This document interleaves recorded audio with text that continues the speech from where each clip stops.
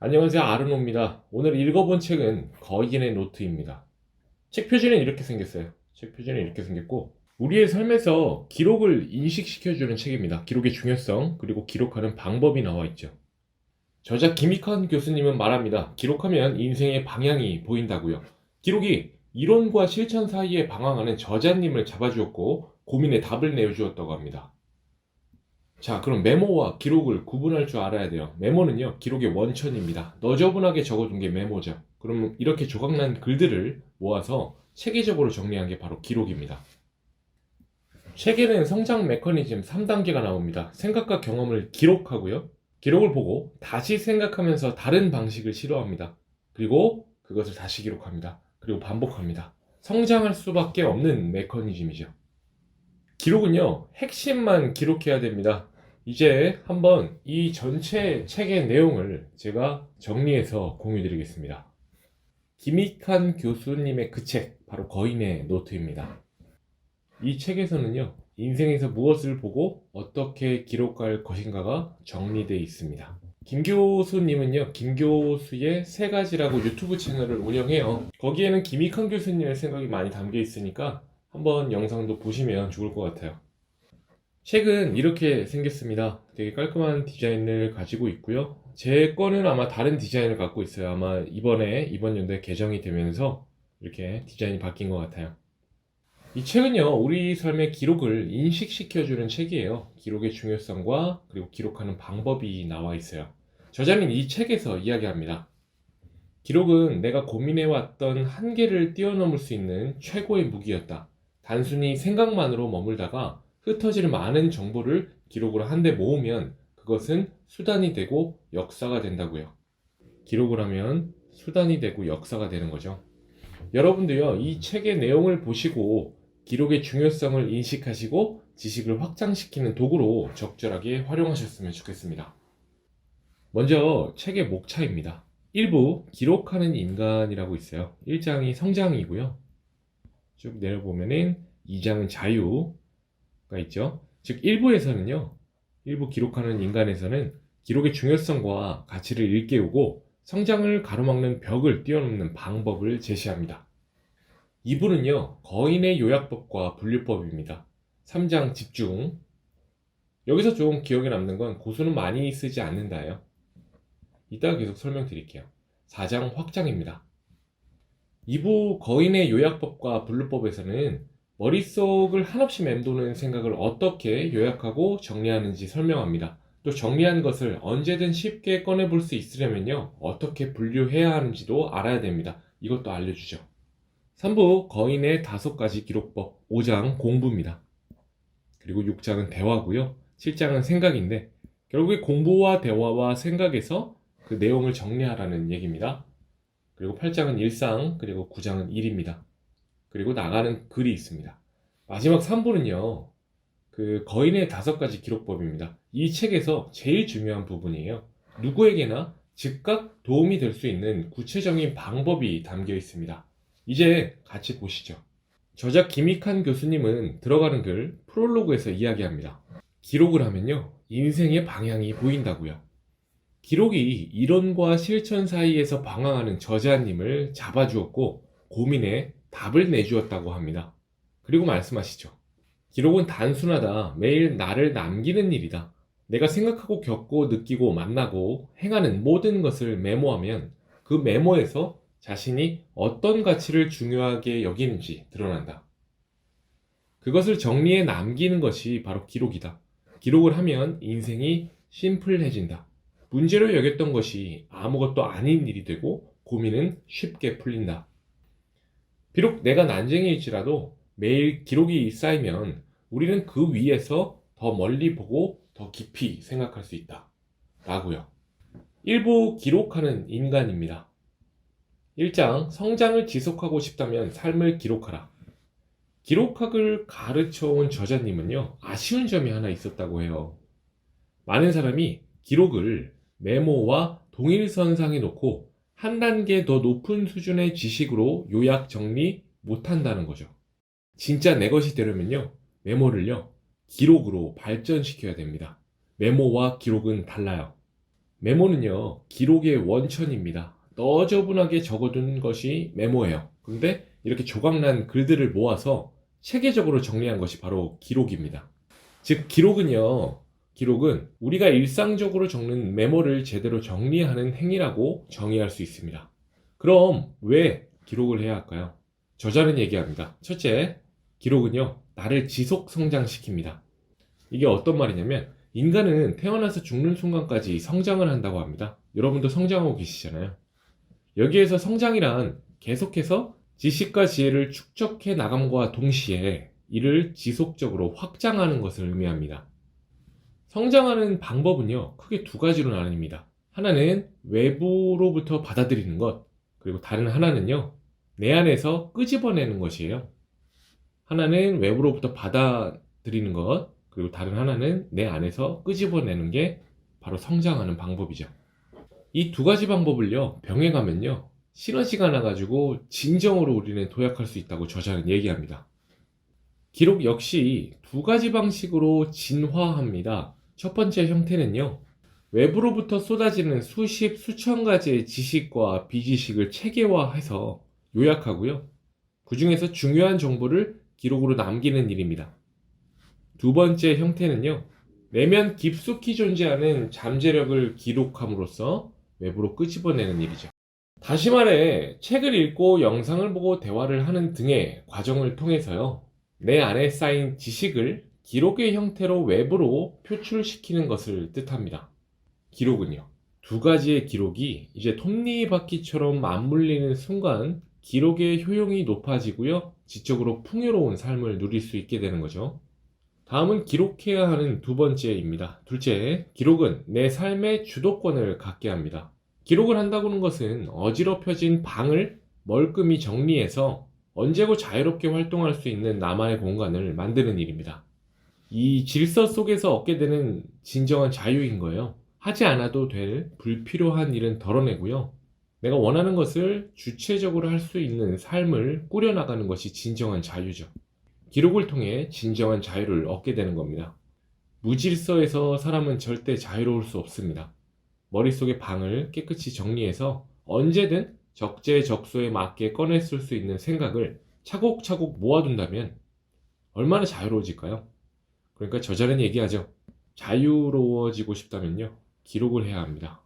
사람은 변합니다. 고로 우리는 여전히 성장할 수 있어요. 나이는 상관이 없습니다. 공부에는 때가 없어요. 오히려 살아온 지혜가 무르익었을 때 하는 공부는요, 성장의 폭을 획기적으로 넓혀주죠. 성공하겠다는 마음을 무의식에 넣어두고요, 우리의 생각과 의식을 매일 성장에 더 집중해야 됩니다. 성장을 쌓아가다 보면요, 무의식이 반드시 당신을 성공으로 이끄는 것이죠. 그럼요, 성장을 하기 위해서는 어떤 게 필요할까요? 저자는 얘기해요. 크게 두 가지가 필요하다고요. 하나는 계획이고요. 다른 하나는요, 미친 지속성입니다. 뭔가를 계획하고 그 계획을 지속하는 능력이 둘 다 필요해요. 흔히들 계획은 이제부터 무엇을 할 것인지 정하는 일이라고 생각하시는데요. 저자가 말하는 계획은 자기 자신을 되돌아보는 것에서 출발한다고 해요. 이건 메타인지라고 말할 수 있는데요. 먼저 나 자신을 알아야 목표를 설정할 수 있고 계획을 시작할 수 있는 거죠. 나 자신을 알아보기 위해서는요, 다음 세 가지를 한번 기록해 보세요. 1번은 목표가 무엇인지, 2번은 어떤 일상을 보내는지, 3번은 어떤 습관을 가지고 있는지. 목표가 무엇인지는요, 거창한 인생 목표가 아니더라도요, 하고 싶은 일, 이루고 싶은 일, 갖고 싶은 것 등이에요. 일상을 어떻게 보내는가는요, 내가 현재 어떻게 살고 있는지를 알아야 앞으로 어떻게 살 것인지도 알 수 있다는 내용이죠. 어떤 습관을 가지고 있는가는요, 습관이 곧 사람이라고 저자는 얘기합니다. 계획이란 시간표를 빈틈없이 채우는 일이 아닙니다. 자신이 진심으로 하고 싶은 것들을 떠올려 메모하고요, 큰 틀에서 시간을 배분하는 것, 그것이 계획의 핵심이죠. 여기에 더해서 하루에 하나씩 좋은 습관을 실천해 나간다면요, 우리는 매일 성장하는 자신을 발견할 수 있습니다. 그럼 다른 하나 미친 지속성은요, 어떻게 만들까요? 바로 어긋난 부분을 개선하면서 동시에 목표와 일상, 습관을 일치시키면 됩니다. 지속성은 일상과 습관을 바꾸는 순간 자연스럽게 따라오죠. 지속성은요, 환경과 루틴이 만들어져야 가능합니다. 내가 일부러 의식하지 않아도 몸이 스스로 움직일 때까지 반복해야만 하는 거죠. 물론 무조건 지속한다고 해서 누구나 원하는 만큼 성장할 수 있는 건 아닙니다. 아무 생각 없이 연습하는 선수보단요, 동작 하나하나를 의식하고 피드백을 받으며 개선해 나가는 의식적 연습을 하는 선수가 더 성장을 하죠. 자신이 어떻게 행동하고 있는지 인식하는 것에서 변화가 시작됩니다. 많은 선수들이 연습 일지를 쓰는 이유예요. 연습 일지를 씀으로 해서 연습한 것을 기록해서 현재 자신을 돌아보고요. 난간이 있을 때는 내면을 기록하며 극복하는 거죠. 운동선수가 아닐지라도요, 우리의 일이나 일상에 충분히 적용이 가능합니다. 내 삶을 기록함으로써 타성에 젖어 일하거나 흘러가는 대로 사는 게 아니라 자신을 돌아보고 발전시킬 새로운 전략을 시도할 수 있는 거예요. 책에는요, 성장 메커니즘 3단계가 나옵니다. 첫 번째는 생각과 경험을 기록하고요. 다음은 기록을 보고 다시 생각하면서 다른 방식으로 시도합니다. 그리고 그것을 다시 기록합니다. 이것이 반복되는 거죠. 기록하고 기록을 반복하고요. 기록의 반복을 지속하는 거예요.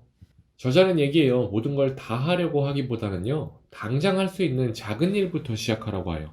작은 습관이 반복되면 인생에 걸친 큰 실행으로 이어질 수 있다고 말합니다. 이 과정들이 모여서 보시는 분들만의 성장 메커니즘과 시스템이 완성되는 거예요. 게다가 이 반복하는 과정을 거치면요, 장기 기억으로 분류돼서 기억에도 오래 남습니다. 기록하고 되뇌고 말하는 기록형 인간의 기억법입니다. 기억은 담금질할수록 오래 남습니다. 자기식으로 해석하는 것이 기억의 출발이라면요, 그것을 메모하는 것은 기억의 첫 번째 담금질입니다. 그리고 메모한 것을 다시 꺼내 되뇌어 보는 것은요, 기억의 두 번째 담금질입니다. 마지막 세 번째 담금질은 다시 말과 글로 내뱉어 보는 것입니다. 이렇게 세 번째 담금질까지 마치면요, 이 기억은 우리 머릿속에 아주 공고히 자리 잡게 됩니다. 공부를 하거나 책을 읽거나 강의를 듣는 것이 단순히 수동적인 행위에 그친다면 사실은 제대로 배우거나 읽은 게 아닙니다. 성장으로 연결되려면요, 반드시 생각이라는 과정을 거쳐야 하는 거죠. 저자는요, 책을 읽을 때 추천하는 방법이 하나 있어요. 첫째는 한두 쪽을 읽다가요, 고개를 들고 무슨 이야기였지 하고 생각하는 것입니다. 둘째는요, 한 챕터를 읽고요, 키워드로 요약해 보세요.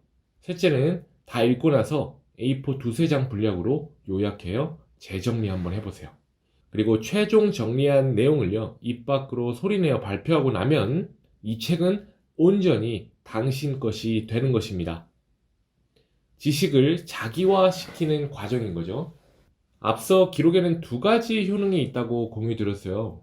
첫째는 외부에서 들어오는 것을 효과적으로 흡수할 수 있고요. 둘째는 내 안에 있는 것을 끄집어낼 수 있다는 거예요.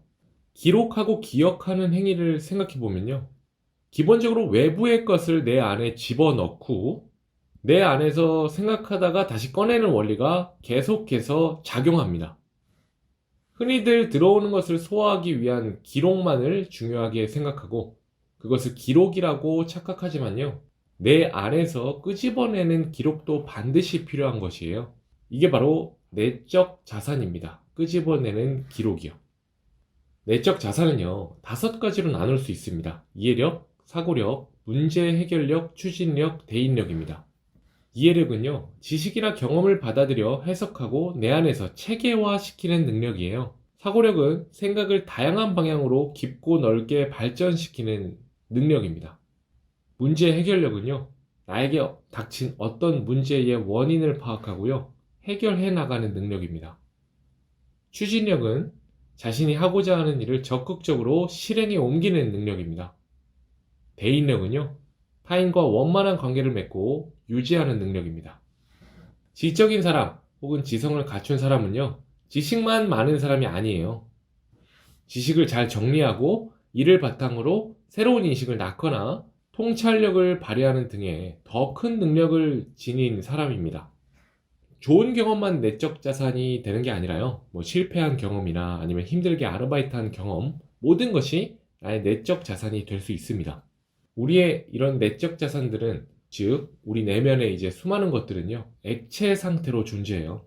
이들 중에 일부만 선택해서 고체 상태로 만들어주는 것이 바로 기록의 역할이라고 저자는 얘기합니다. 고정되지 않고 유동적으로 떠돌던 것은요, 액체 상태인 거죠. 기록을 통해서 일종의 확정 상태가 됩니다. 고체 상태죠. 물처럼 흘러가는 생각, 심상, 회상, 기억, 감정 등은요, 우리 안에 내포된 것을 명시화함으로써 우리는 잠재성을 현실 능력으로 활용할 수 있는 것이에요. 2장 자유. 한계에서 벗어나고 싶다면 욕망을 기록하라. 많은 현대인들은요, 자신의 인생을 자기 것이 아닌 것처럼 느낍니다. 열심히 살아가는 건 좋지만 그 열심이 내가 원하는 열심인지, 나의 내면을 깎아먹지는 않는지 생각해보지 않는 건 아주 위험해요. 스스로 삶의 주체가 될 때요, 자신이 가진 진짜 욕망을 만날 수 있습니다. 지금까지 이렇게 살아왔기에 이미 늦었어, 더 이상 바꿀 수 없다, 뭐 이런 건 아니에요. 이 주체성을 찾는 가장 첫 번째 단계는 성찰입니다. 나 자신을 돌아보는 것이에요. 이 성찰은요, 거창한 것은 아니고요, 내 내면에 있는 것들을 끄집어내서 자신과 대화를 해보는 것에서 시작합니다. 저자는 진짜 욕망을 실현하는 나다운 삶을 찾기 위해 기록법 하나를 제안합니다. 첫 번째는 현재 내가 바라는 것을 적고요. 두 번째는 가면 판단을 하라는 것입니다. 가면 판단이 뭐냐면, 먼저 나에게 가면을 씌우는 페르소나의 항목들이 무엇인지 알아보는 것에서 시작해요. 부모, 배우자가 될 수도 있고, 자녀가 될 수도 있고, 직장, 사회, 그들이 나에게 바라는 게 무엇인지, 그리고 그 바람을 실행하기 위해 내가 애쓰고 있는 지점은 무엇인지 써보는 거예요. 이게 바로 가면 판단이죠. 이로써 1번과 2번, 즉 현재 내가 바라는 것과요, 가면 판단을 통해서 깨달은 페르소나를 비교해보면 무엇을 해야 하는지 알 수 있습니다. 나의 삶에서 무엇을 버릴지, 무엇을 병행할지, 무엇을 추구할 것인지 명확하게 보이기 시작하죠. 자유는요, 이렇게 시작됩니다. 현재 내 모습을 객관적으로 바라보고요, 내면에 감춰진 욕망을 알게 되면 내 앞을 가로막고 있는 한계의 실체가 드러나게 됩니다. 더 중요한 것은요, 이렇게 막 쓰다 보면 그 한계를 어떻게 뛰어넘을지 실마리를 찾게 됩니다. 이것이 한계를 넘어 자유로워지고 싶은 당신에게 저자가 기록을 권하는 이유입니다. 결국 자유는요, 내가 무엇을 할 수 있는가에 달려 있습니다. 마음, 태도, 기술 등 통틀어서 어떤 것을 할 수 있는 능력이 전제되어야만 자유를 누릴 수 있죠. 그래서 배움과 성장만이 우리에게 진정한 자유를 줄 수 있습니다. 내가 하지 못했던 것들을 할 수 있게 되는 일이, 이거는 인생에서 자유의 영토를 넓히는 과정이라고 이제 비유하고 있어요, 책에서. 되게 좋은 말이었는데, 고로 나는 그거 못해 라고 스스로 정해놓는 사람이 되지 말아야 한다고 저자는 얘기해요. 살면서 겪게 되는 어려움을 두고 흔히 벽에 부딪혔다고 표현하는데, 우리는 이 벽 앞에서 비겁해지기 쉽습니다. 그냥 포기해버리는 거예요. 그냥 살던 대로 살자고 안주하게 되고요, 심지어 기회가 주어졌을 때도 회피하고 싶어지죠. 스스로 하지 못하는 것이라고 정해버리는 순간요, 평생 변화할 수도 성장할 수도 없습니다. 김익환 교수님은 말씀하십니다. 나는 자유의 영토를 넓혀가는 것이 인생의 본질이라고 생각한다. 용기와 의지를 가지고 부지런히 움직이자. 그게 무엇이든 끈기 있게 지속하면 성장할 수 있고, 그러면 자유로워진다. 다시 한번 강조한다. 자유로워지고 싶다면 기록을 무기 삼아 스스로 한계를 뛰어넘어 보자 라고요. 2부입니다. 2부는 거인의 요약법과 분류법입니다. 3장 집중, 선택의 순간에 맞닥뜨렸다면 요약하라. 기록의 고수는요, 많이 쓰지 않아요. 하나도 빼놓지 않고 그대로 적는 것은 아니죠. 메모란 많은 양의 내용 중에 핵심을 뽑아 적을 때 의미가 있습니다. 주위에서 경험하고 듣고 감각하는 것 모두 잡아두고 싶더라도요, 전부 기록할 수 없습니다. 그래서 우리에게 요약이 필요한 거예요. 요약은 기억을 압축하고 새롭게 창조하는 일을 말합니다. 그래서 기록은 곧 요약이에요. 기록한다는 것은 요약하는 행위를 반복하는 거고요. 기록형 인간은요, 경험, 기억 전체를 담는 동시에 그것의 대표격인 해당하는 단어 몇 개, 즉 키워드죠, 이것만 기록으로 남깁니다. 결국 이것들이 오랜 시간 누적이 되면요, 자기의 이야기와 글, 강의, 그리고 사상이 되는 거예요. 인터뷰 기사를 잘 쓰는 기자들이 있어요. 이들은 기록의 의미를 정확히 알고 있는 사람들입니다. 그 인터뷰를 받는 사람들의 말을 다 적지 않아요. 말을 들으면서 그것을 자기화하고 핵심 키워드만 메모한 상태에서요, 이것을 재요약하는 방식으로 기록을 합니다. 아주 중요하죠. 그래서 인터뷰 당시의 기억을 생생하게 끄집어낼 수 있어요. 기사를 잘 쓰시는 분들은. 단순히 기록하는 것 자체는 아무런 의미가 없어요. 자신에게 가치 있고 의미 있는 기록을 만들어내는 게 진정한 기록의 출발이죠. 생각을 하든 책을 읽든 대화를 하든 이 모든 것을 기록하기 위해서는 요약이 필요합니다. 무엇이든 기록하려면 이게 중요해요. 핵심이 뭐지? 내게 도움이 되는 것은 뭐지? 라고 답할 줄 알아야 돼요. 책을 읽을 때도 제목을 보고 표지에 쓰여진 글을 보고 나는 이걸 배울 거야. 나는 이 책에서 어떤 걸 배우는 게 목표야. 라고 이제 생각을 한 다음에 책을 읽으면 책의 핵심을 찾는데 아주 도움이 되는 원리와 똑같은 거예요. 키워드를 10개 이상 뽑으려고 하면 어렵습니다. 단 2개, 작은 걸음이라도 가라는 거죠. 일단은 단 2개라도 뽑으려고 노력해야 됩니다. 키워드 2개를 뽑겠다고 마음먹는 순간부터요, 당신은 이것만은 잊어서는 안 된다 라고 생각하는 것을 찾으려고 집중할 것이에요. 마치 길을 걷다가 이제 빨간 옷을 입은 사람을 찾자 하면 되게 금방금방 찾잖아요. 이런 거랑 똑같은 거죠. 핵심적인 기록을 찾아내면 나머지는 다 버려도 됩니다. 진짜 전부 버려도 되는지 망설여진다면요, 저자는 버릴 수 있는 용기야말로 유능한 기록형 인간이 되는 조건이라고 말해주고 싶다고 해요. 정말 가치 있는 것을 기록으로 뽑아내려면요, 버리는 것을 두려워해서는 안 되는 것입니다. 그 요약을 잘하는 사람이 되고 싶다면요, 자기화에 숙련될 수 있도록 연습이 필요해요. 키워드 위주로 요약하는 기법은 자기화의 과정이기도 합니다. 그대로 받아 적는 것은 쉽지만 요약하려면 내가 먼저 내용의 맥락을 이해하고 소화해야 하기 때문이에요. 이 과정에서 자기만의 해석이 들어갈 수밖에 없는 거예요.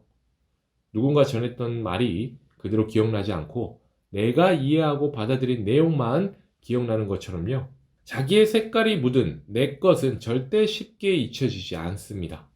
자기식으로 요약하는 행위가 기억작용을 활성화시켜주기 때문이에요.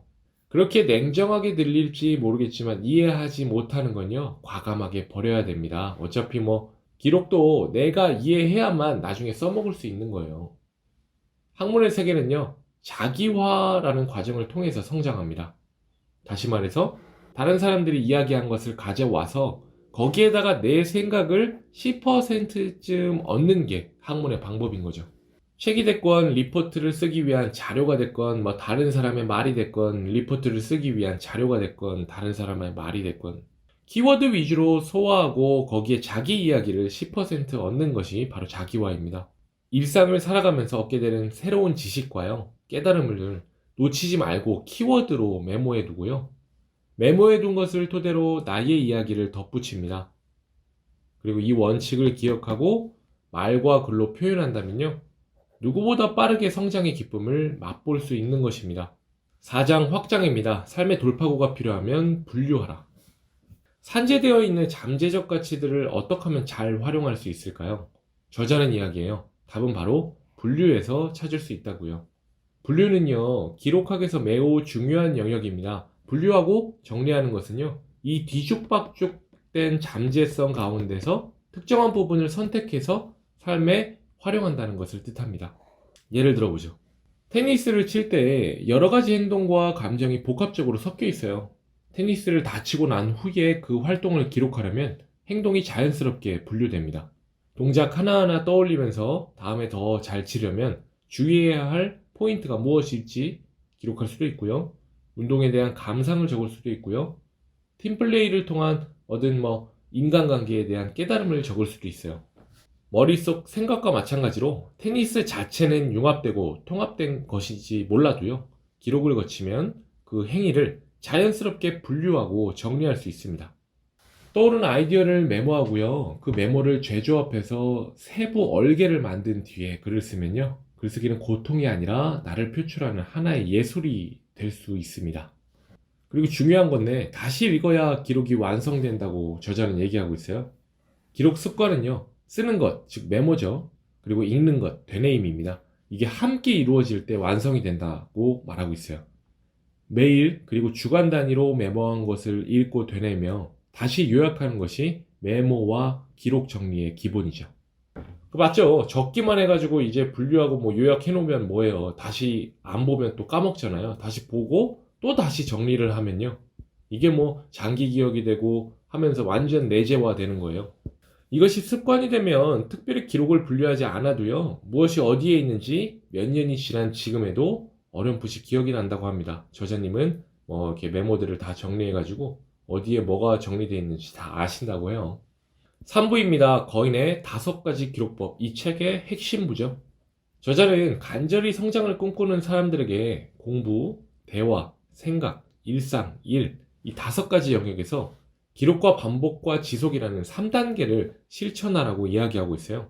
이 5가지 영역 안에서 무엇을 어떻게 기록하고 활용하느냐에 따라서요, 성장에 가속이 붙을 수도 있고 그 자리에 멈춰설 수도 있다는 얘기입니다. 이 기록, 반복, 지속 3단계를 좀 구체적으로 얘기 드릴게요. 1단계는요, 지식, 마인드, 역량을 키우는 기록하기 단계입니다. 공부, 대화, 생각을 기록하면 이는 지식이 돼요. 책이나 강의를 통해서 알게 된 것이나 사람들과 나눈 대화를 기록하면요, 밖에서 내 안으로 지식을 끌어올 수 있습니다. 또 경험에서 얻은 통찰이나 지혜, 내면에 잠들어 있는 생각을 기록하면 이 내 안에 있는 내재된 지식을 밖으로 끌어낼 수도 있고요. 2단계는 기록의 질을 높이는 반복하기입니다. 계속 강조하지만요, 기록은 한 번 하는데 그쳐서는 안 됩니다. 기록한 노트 자체에는 큰 의미가 없어요. 뭐 노트를 신주단지 뭐든지 가져가지는데 이 노트는 정작 그렇게 중요한 큰 의미를 담고 있지 않습니다. 여기서 반복하기란 단순히 기록을 되풀이하라는 의미는 아닙니다. 자기화와 분류를 통해서요, 기록을 정제하고 업그레이드 해야 한다는 뜻입니다. 기록이 원석을 발견하고 선별하는 과정이라면요, 반복은요, 기술을 숙련시켜 보석으로 가공하는 과정입니다. 이 반복을 통해서 원석이 보석이 되는 거예요. 3단계는요, 성장을 습관으로 만드는 지속하기입니다. 기록이 생활화되어야 인생을 바꿀 수 있어요. 중간에 포기하지 않고 꾸준히 실행하기 위해서는요, 어제보다 오늘이 더 낫고 오늘이 내일보다 더 나으리라는 향상심이 필요합니다. 하루하루 설정한 작은 목표에 몰두하다 보면요, 어느새 끝없이 성장하는 자신을 발견할 수 있습니다. 성장의 원리는요, 간단해요. 구체적인 방법만 알면 누구나 성장 사이클을 올라탈 수 있죠. 정리하자면요, 1단계 기록하기, 2단계 반복하기, 3단계 지속하기입니다. 공부나 대화나 생각이나 일상, 일, 이런 것에서 이제 기록을 하는 거죠. 그럼 이제 지식이 되고 마인드가 되고 역량이 됩니다. 그리고 이걸 반복하고 지속하면요, 잠재력과 실행력이 되죠. 이게 갖춰지면 우리는 성장형 인간으로 바뀌는 겁니다. 5장 공부, 세상의 지식을 내 것으로 만들어라. 지식을 지혜로 만들기 위해서는요, 단순히 생각하고 기록하는 것을 넘어서 반복하고 지속해야 됩니다.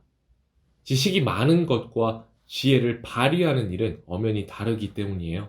생각과 기록을 통해서 기억을 끌어내 현재 상황에 비추어 편집해야 비로소 지혜가 되는 것입니다.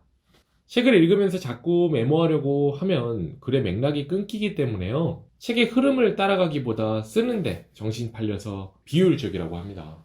그래서 이제 시간만 많이 걸리고 읽은 것은 기억나지 않으면 억울하잖아요. 그러므로 이제 저자는 한 챕터 정도는 쭉 읽어나가기를 권장하고 있어요. 흐름에 따라서 읽고 맥락을 짚인 다음에 기록을 하는 거예요. 공부도 마찬가지입니다. 공부의 효율성을 높이려면요, 옷을 정리하듯이 흩어져 있는 지식들도 잘 정리해야 됩니다. 공부를 잘하는 사람들은 보통 자신만의 노트 정리 노하우가 있죠. 정리를 잘하는 것만으로도요, 우리의 공부력이 크게 올라갑니다. 공부를 잘하기 위한 기록에는 크게 3가지 원칙이 있습니다. 공부법이 한층 발전되실 거예요. 첫 번째는 확실성이에요. 내가 공부한 내용을요, 다른 사람에게 설명할 수 있을 정도로 확실하게 알아야 된다는 뜻이에요. 스스로 확실하게 소화한 내용만 기록하거나 설명할 수 있으니까요. 두 번째는요, 요약성입니다. 내가 알게 된 내용 전체를 모두 기억하기는 어렵잖아요. 공부해야 할 내용이 넘쳐나는 와중에서 세세한 부분까지는 전부 외울 수 없어요. 키워드로 메모하고요. 키워드로 메모하고 그것을 보고 원래 지식을 떠올릴 수 있어야 합니다. 이게 바로 요약성이죠. 마지막 세 번째는요, 종합성입니다. 메모해 놓은 키워드들을 내 생각 순서대로 재정렬해보는 거예요. 내 생각 순서대로. 이는 지식을 지혜로 만드는 과정과 유사하죠. 내가 익힌 지식들을 상황에 맞게 필요한 형태로 편집할 수 있는 능력이 있어야만 고난도 문제까지 풀어나갈 수 있습니다. 정리하면 확실성, 요약성, 종합성을 적용해 학습해야 비로소 공부한 지식을 내 것으로 만들 수 있는 거예요. 6장 대화, 주고받으며 새로운 것을 창조하라. 저자 김익환 교수님은요, 평소에 사람들과 대화하는 것을 굉장히 즐기는 편이라고 해요. 업무와 관련된 논의를 제외하고도요, 하루에 적으면 서너 명, 많게는 10명 가까운 사람들과 다양한 주제로 대화를 나눈다고 하죠. 이렇게 대화를 좋아하게 된 까닭은요, 지속적으로 새로운 영상 콘텐츠를 만들고 글을 써야 하는 입장에서 대화를 통해 번뜩이는 영감을 얻을 때가 많기 때문이라고 이야기해요. 그리고 또 다른 이유로는 한 가지 주제를 두고 서로 다른 생각을 쌓아가는 과정이 새로운 지적 즐거움을 선사하기 때문이라고 합니다. 한 가지 주제에 사람들의 생각이 다 다를 수 있잖아요. 이게 바로 다른 생각을 쌓아간다고 표현한 거예요. 대화는요, 책을 읽는 것과 마찬가지로 지식을 쌓아가는 시간입니다. 책에서는 정제된 지식만 만날 수 있다면 대화에서는 좀 더 자유분방하고 잠재력이 넘치는 날것의 지식이 사람과 사람 사이에 떠다니는 거예요. 결국 그것을 어떻게 잡아내느냐에 따라 책보다 훨씬 더 깊은 깨달음을 얻을 때도 있다고 합니다. 유럽에서 살롱 문화가 발전한 이유기도 해요. 예술가들, 철학자들 창작 생각을 하다가 막히면 살롱을 찾고 거기에 있는 똑같은 직종의 사람들과 얘기를 마구잡이로 했잖아요. 대화 내용을 찬찬히 이해하고 소화하면요, 그 과정에서 우리는 자신의 변화와 새로운 생성을 경험하게 됩니다. 그 경험을 요약하고 정리할 수 있다면 대화는 반드시 상호 성장을 가능하게 하는 공부의 과정이 되는 거예요. 그 뒷배경에는요, 모든 사람이 스승이라는 것을 기억해야 됩니다. 누구에게나 배울 점이 있고 또 배울 수 있습니다. 7장 생각, 머릿속을 정리하고 아이디어를 터뜨려라. 영감이나 아이디어는요, 어느 날 갑자기 툭 떨어지는 게 아닙니다. 아이디어를 떠올린다는 것은 우리 안에 있는 생각을 밖으로 끄집어내는 작업이에요. 그래서 일종의 기록은요, 아이디어를 내기 위한 사전 예열 작업인 겁니다. 기록만 한다고 해서 기록이 아이디어를 던져주는 것은 아니죠. 기록이라는 사전 작업을 하며 그 이미지나 감각을 몸에 지닌 상태에서 우연성에 적극적으로 기대는 태도가 필요한 거예요. 즉, 적극적으로 생각을 해야 된다는 소리입니다. 우리의 행동 이면에는요, 무의식이 있고요. 이 무의식을 기반으로 생각을 하게 됩니다. 생각은 다시 행동으로 이어지고 행동을 하면 경험을 얻죠. 그 경험이 쌓여서 다시 무의식을 형성합니다. 그림으로 나타내면 이 반복되는 과정을 이렇게 표현할 수 있어요. 경험이 무의식이 되고 무의식이 생각이 되고 생각은 행동이 되고 다시 행동은 경험이 되고 그리고 무의식은요, 행동으로 표출되고 행동은 행동의 이면에는 무의식이 있죠. 그러므로 자신이 왜 이런 생각을 하는지 궁금하거나 행동을 고치고 싶다면요, 이 무의식을 들여다봐야 돼요. 무의식을 들여다보고 싶다면 무의식을 기록하면 됩니다. 지금 상황, 나의 감정, 과거의 경험 이렇게 카테고라이즈 해가지고 기록하면 되는 거예요. 그럼 이제 본인이 쓰면서 생각 정리도 되고 다 쓴 걸 보면요, 아, 이래서 이랬구나, 이 생각만으로는 인지하지 못한 내용들을 알 수 있게 되는 거죠. 8장입니다. 일상, 내 인생의 주인으로 살아가라. 지금까지 공부, 대화, 생각을 기록하는 방법을 살펴봤습니다. 저자는요, 이 세 가지를 광의의 지식 기록이라고 부른다고 합니다. 무슨 뜻이냐면 지식을 쌓기 위한 발판이 되기 때문이에요. 그러나 지식만 있다고 성장할 수 있는 건 아닙니다. 지식을 잘 활용할 수 있는 마인드를 갖춰야 하는데 이는 경험을 기록하면서 쌓아나갈 수 있죠. 기록하는 사람에겐 일상이란 숨겨진 가능성을 발견할 수 있는 작은 기회의 연속입니다. 이 문장을 아주 좋아해요, 저는. 일상을 기록하면요, 평소에 아무 생각 없이 하던 일들에 의미가 부여되는 것이에요. 아무런 의미도 가치도 없다고 폄하하던 일에서 새로운 가치를 발견할 수 있습니다. 그렇다고 기록을 육하 원칙에 따라 상세하게 기록하는 것은 저자는 권하지 않습니다. 쉽게 지치잖아요. 재미도 없고. 그래서 사례가 나오는데 이렇게 짧게 키워드만 기록하는 게 좋다고 해요. 습관이 돼서 뭐 편해지면 더 뭐 길게 기록해도 되고요. 한번 보실까요? 뭐 이런 식으로 기록하는 거예요. 무엇 했는지 9시 반 뭐 이렇게 뭐 했다 간단하게 적는 거죠. 그리고 이렇게 어떤 뭐 감정도 적고요. 그리고 뭐 집에 계시다면 뭐 이런 식으로 한 것도 적고 책에 얼마나 읽었는지도 적고요. 여태까지 살아온 내가 바로 나입니다.